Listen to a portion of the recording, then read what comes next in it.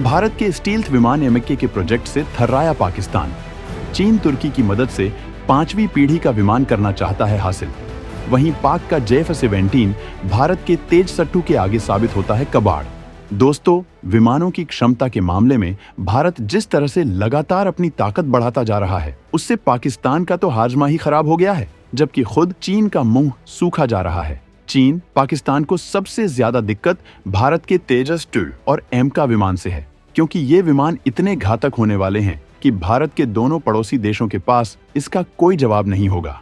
पाकिस्तान ने चीन से भीख मांग के JF-17 विमान बनाया है, लेकिन ये तेजस 2 के आगे दम तोड़ देगा, जबकि एमका के आगे तो चीन का J-20 भी कचरे का ढेर साबित होता है। अब इसी बात से हैरान पाकिस्तान तुर्की के कान विमान को हासिल करना चाहता है, जबकि तुर्की को उम्मीद है कि भारत का पड़ोसी बांग्लादेश भी उसका विमान खरीदेगा। लेकिन सवाल उठता है कि क्या तुर्की का विमान भारत के एमका का मुकाबला कर पाएगा? ताकत में दोनों में से कौन ज्यादा है? तो आइए इस बारे में सब कुछ जानते हैं। तुर्की ने बना डाला है 5वीं पीढ़ी का कान फाइटर जेट। पाकिस्तान और बांग्लादेश कर सकते हैं इस विमान को हासिल। तुर्की ने अपना 5वीं पीढ़ी का विमान कान तैयार कर लिया है। अब वो इस विमान को कई मुस्लिम देशों को बेचने की कोशिश कर रहा है। पाकिस्तान तुर्की के काफी करीब है, ऐसे में वो इसे हासिल करने की कोशिश में लगा है, जबकि तुर्की बांग्लादेश को भी अपना ये विमान बेचना चाहता है। अगर तुर्की ऐसा करता है तो भारत के लिए ये काफी चुनौती का मामला हो जाता है, क्योंकि चीन पहले ही 5वीं पीढ़ी के 2-2 विमान बनाए बैठा है। ऐसे में इस इलाके में केवल भारत बचेगा, जिसके पास 5वीं पीढ़ी का कोई विमान नहीं होगा। लेकिन क्या भारत बिल्कुल शांत बैठा सब देख रहा है? तो इसका जवाब है बिल्कुल नहीं। भारत का मिशन एमका एक्टिव मोड में है, जबकि तेजस 2 विमान बेहद घातक साबित होने वाला है। तेजस 2 के बाद भारत को इस श्रेणी के विमान किसी देश से हासिल करने की जरूरत नहीं होगी।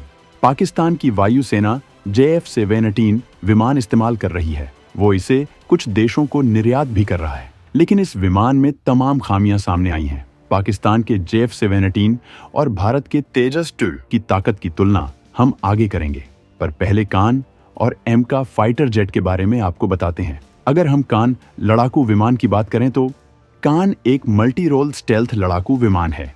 इसे 1 या 2 फाइटर पायलट मिलकर उड़ाते हैं। ये 68.11 फीट लंबा और 19.8 फीट ऊंचा है, जबकि इसका विंग स्पैन 45.11 फीट है। इसका अधिकतम वजन 27,125 किलोग्राम है। इसमें जनरल इलेक्ट्रिक के 2 इंजन लगे हैं। ये अधिकतम 2,222 किलोमीटर प्रति घंटा की रफ्तार से उड़ सकता है। यह 55,000 फीट की ऊंचाई तक जा सकता है। इसमें 6 तरह की हवा से हवा में मार करने वाली मिसाइलें लग सकती हैं, जबकि हवा से सतह पर मार करने वाली 8 तरह की मिसाइलें लगाई जा सकती हैं। इसमें 13 तरह के बम भी लगाए जा सकते हैं। इसके अलावा इसे अत्याधुनिक सेंसर और रडार से भी लैस किया गया है, जो इसे बेहद खास बनाता है। वहीं अगर भारत के एमका की बात करें तो तुर्की का कान इसके आगे जरा भी नहीं टिकता है। इसमें जनरल इलेक्ट्रिक के 2 F414 इंजन लगाए जा रहे हैं। AMCA अमेरिका के F35 और रूस के Su-57 से भी बेहद आगे है, जबकि चीन का J-20 तो दूर दूर तक इसका मुकाबला नहीं कर पाएगा। वहीं तुर्की का KN स्टेल्थ फाइटर जेट इसके सामने टिक भी नहीं पाएगा, क्योंकि ये स्पीड में उससे कई गुना बेहतर है। AMCA की स्पीड 2,633 किलोमीटर प्रति घंटा होगी। एमका विमान की रेंज 3,240 किलोमीटर होगी, जबकि अमेरिकी फाइटर जेट की रेंज 2,800 किलोमीटर है। कान की रेंज फिलहाल नहीं बताई गई है। एमका की कॉम्बैट रेंज 1,620 किलोमीटर होगी। भारतीय लड़ाकू विमान एमका 57.9 फीट लंबा होगा। AMCA का विंग स्पैन 36.6 फीट का होगा। एमका 65,000 फीट की ऊंचाई तक जा सकेगा। इसमें 14 हार्ड पॉइंट्स होंगे। इसमें 23 मिलीमीटर की GSH-23 कैनन लगी होगी। इसके अलावा इसमें S-8 रॉकेट पॉड्स, अस्त्र मार्क 1, 2, 3, हवा से हवा में मार करने वाली NGCCM मिसाइल, ब्रह्मोस NG, संत और हवा से जमीन पर मार करने वाली रुद्रम मिसाइलें लगाई जाएंगी।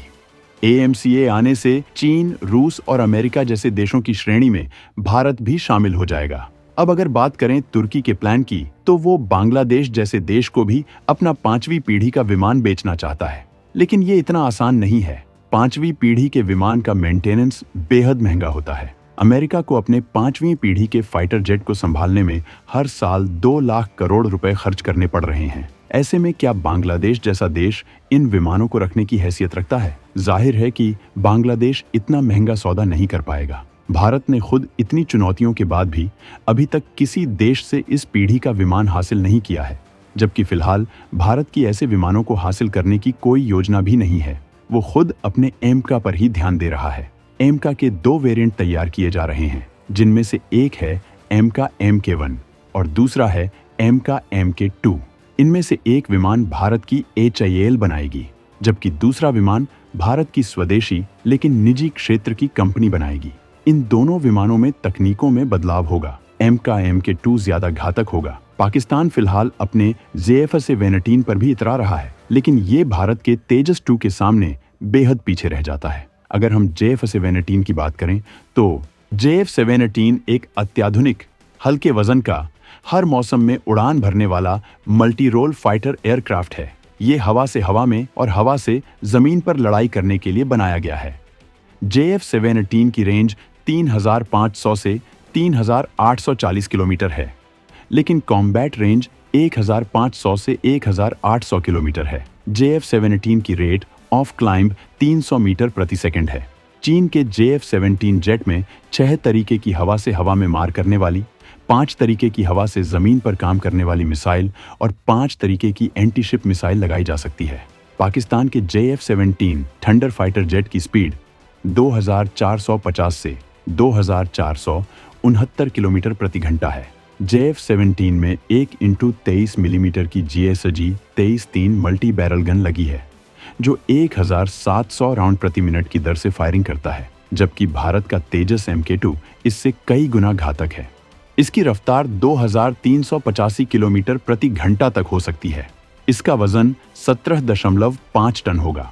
इसमें 13 हार्ड पॉइंट होंगे, जिन पर मिसाइल और बम लगाए जा सकते हैं। इसमें ब्रह्मोस जैसी मिसाइलें लगाई जा सकती हैं। इसमें नाइट विजन चश्मे से जुड़ा कॉकपिट है, जिससे रात में ऑपरेट करने में कोई दिक्कत नहीं होगी। इसमें 30 मिलीमीटर की GSH-30 Mark 1 गन है, जो 1 मिनट में 1500 से 1800 गोलियां दाग सकती है। इसमें AESA रडार लगाया गया है। इसे अत्याधुनिक सेंसर और रडार से लैस किया गया है। इसकी रेंज करीब 2500 किलोमीटर है। यह अधिकतम 56,758 फुट की ऊंचाई तक जा सकता है। इसमें जबरदस्त एवियोनिक्स और बेहद एडवांस सॉफ्टवेयर का इस्तेमाल किया गया है, जिसे बेहद कम वक्त में अपग्रेड किया जा सकेगा, जिससे इसे तमाम अत्याधुनिक चुनौतियों का सामना करने में आसानी होगी। तकनीकियों और हथियारों के मामले में पाकिस्तानी जेट बेहद पीछे छूट जाता है, जबकि भारत का विमान बेहद खतरनाक क्षमताओं से लैस किया जा रहा है। इसमें एडवांस लेवल का आर्टिफिशियल इंटेलिजेंस इस्तेमाल किया जा रहा है, जो पायलट के लिए इसे ऑपरेट कर बेहद कंफर्टेबल बना देगा। तो दोस्तों, भारत की हवाई ताकत का ये दमखम जानकर आपको कैसा लगा? कमेंट में जरूर बताएं।